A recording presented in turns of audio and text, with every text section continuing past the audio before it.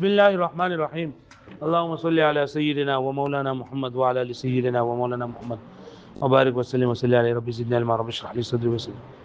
نو منګه په باب ثانی کې چې کوم بهور شروع کړیو نو پای کې لسم نمبر بحر چې نه هغه د بحر منصرح سره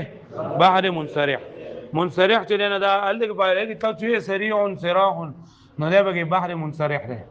منصرح چې نه بری کې راځي تفعیل مستفعل او مفعولات مستفعل لکه دا پرونه دا یو شان دی او پای کې لکه مستفعل مفعولات وو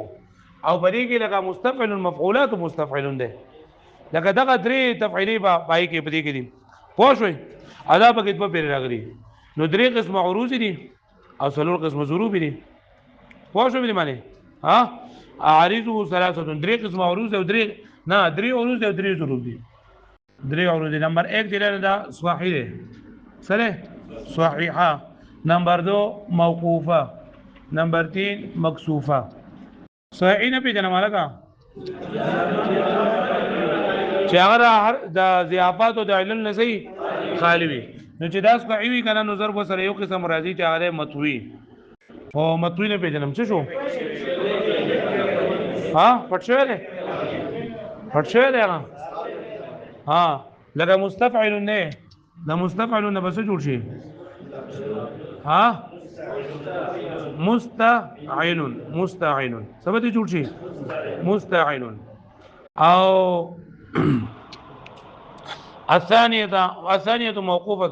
موقوفه منهوكه موقوفه څه ته وایي چې څه پکې شوی وقف و متحرک پکې ساکن شوی او منهوکه څه ته وایي چې دوی ته هاي پکې حذف شوی لکه شپږ دي جو سو پاتې شي پشپږو کې بدو پاتې شي پشپږو کې با دو پاتې شي موقوفه لکه دا مستفعل ده دا مستفعل نه بس جوړیږي دا مفعولات بس جوړیږي دا مفعولات بس جوړیږي مفعولات سب جوړیږي مفعولات او مکسوفه سبق شوی کسب څه ته ویل کېږي و متحرک حذف کول لکه دا مفعولاتو ده نو دی بسې مفعولاتو نو څه بشي مفعوله او دا به منهوکه څه مطلب و چې دوی دی هغه هغه حذف شوی وګورئ تاسو العاشر المنصرح لسم نمبر بحر تلنده څه بحر منصرح واجزاؤه مستفعل مفعولات مستفعل مفعولات او مستفعل مرتين دا بغیت په پیر راغلي واعرضه ثلاثه كاضربه درې قسم عروض په شان د ضربونو مطلب عروض هم 3 دي او ضربونه هم سوري 3 دي الاولى صحيحه اولنې عروض سره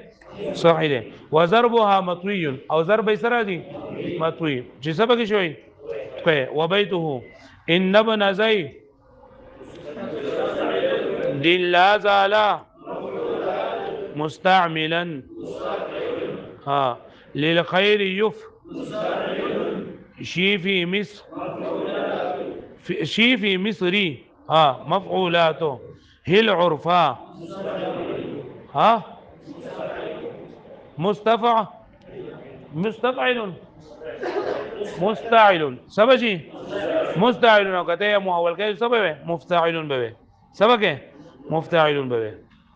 الثانيه موقوفه منهوكه دریم نمبر چې عروض سوي موقوف یعنی وقف څه ته وایي و متعارف پکې څه شوی او منهوکه چې دوی ته یې حذف شوی لکه شپږ دي نو څو پاتې شوی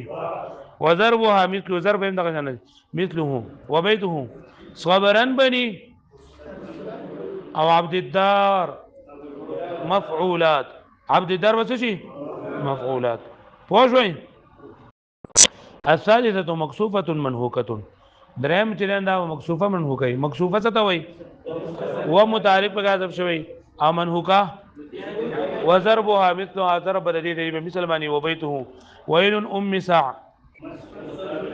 او دين مساعدا مفعولات هغه پوه شو به معنی